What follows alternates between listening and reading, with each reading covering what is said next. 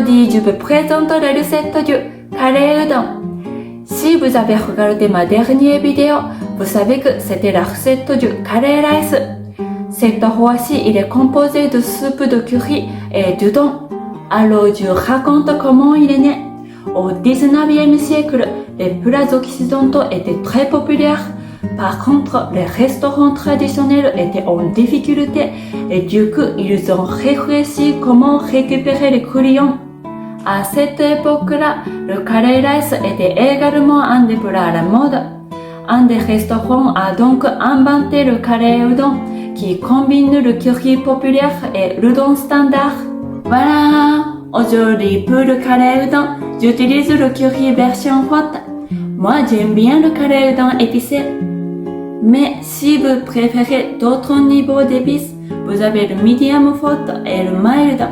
Mild n'est pas du tout épicé. C'est bien pour les enfants et les gens qui n'aiment pas l'épice. Et j'utilise aussi cet udon Sanuki. Sanuki provient de l'ancien nom du département de Kagawa.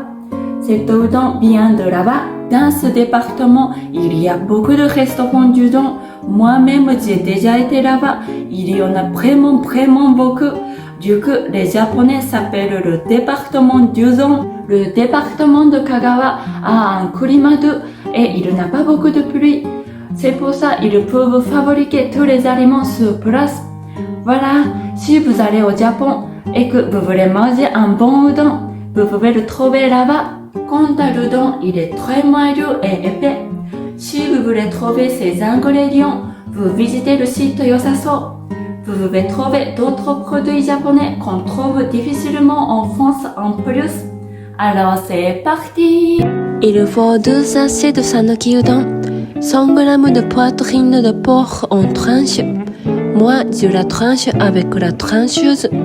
Dans le curry udon traditionnel, on la met. Mais si c'est compliqué, vous pouvez la remplacer par du poulet ou du bœuf et après vous en coupez en petits morceaux comme vous voulez. 600 ml de dashi ou 600 ml d'eau et 4 g de poudre de dashi. Vous pouvez acheter de la poudre de dashi au magasin asiatique. Mais personnellement, je vous conseille de faire du dashi fait maison. J'ai fait aussi une vidéo de la recette du dashi sur ma chaîne, n'hésitez pas à la regarder. 2 morceaux de curry, 70 g de poireaux, 30 g de carottes, 1 cuillère à soupe de sauce soja, 1 cuillère à soupe de sake ou de vin blanc, 1 cuillère à soupe de mirin ou 1 cuillère à soupe de vin blanc et 1 cuillère à café de sucre. On coupe la carotte en lamelles. On coupe le poireau de même façon. On coupe la poitrine de porc en petits morceaux. On met le saké et le mirin dans une casserole. On le fait cuire à feu vif. Après l'ébullition, on met la sauce soja et le dashi. On le laisse cuire toujours à feu vif. Quand il bout de nouveau, on met les légumes et le porc. On le laisse mijoter à feu moyen pendant 15 minutes, jusqu'à ce que les légumes soient tendres.